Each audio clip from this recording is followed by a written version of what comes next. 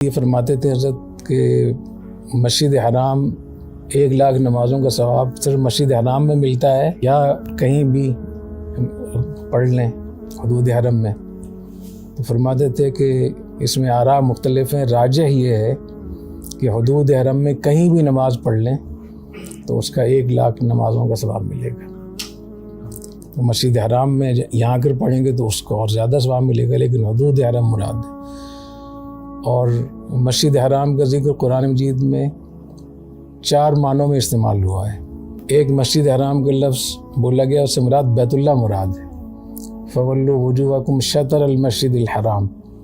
تو چہرہ اور جو استقبال ہے وہ تو عین بیت اللہ کے لیے ہوتا ہے نا، جو لوگ بیت اللہ کو دیکھ رہے ہوں تو بیت اللہ کی طرف منہ کرنا ضروری ہے، اور جو دور رہنے والے ہوں تو ان کے لیے جہت کعبہ، اور ایک جہت وہ 90 ڈگری کی ہوتی ہے، یعنی بیت اللہ سے 45 ڈگری دائیں اور 45 بائیں۔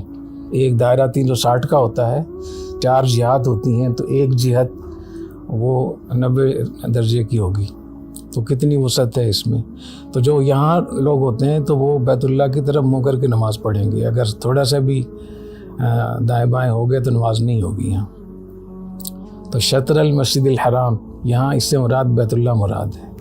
اور سبحان الذی اسریٰ بعبدہ لیلا من المسجد الحرام، یہاں مسجد حرام سے مسجد حرام مراد ہے، جہاں نماز پڑھتے ہیں بیت اللہ کے ارد گرد پورا علاقہ۔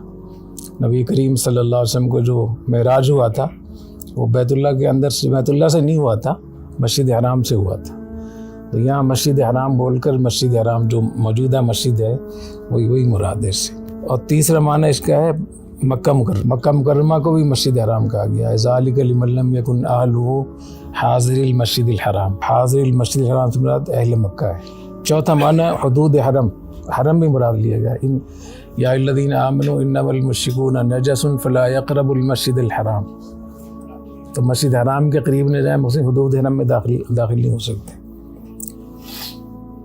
تو یہ بہت بڑی اللہ تعالیٰ کی طرف سے ایک نعمت ہے کہ پورے حدود حرم میں کہیں بھی نماز پڑھ لیں تو 1,00,000 نماز کا ثواب مل جاتا ہے۔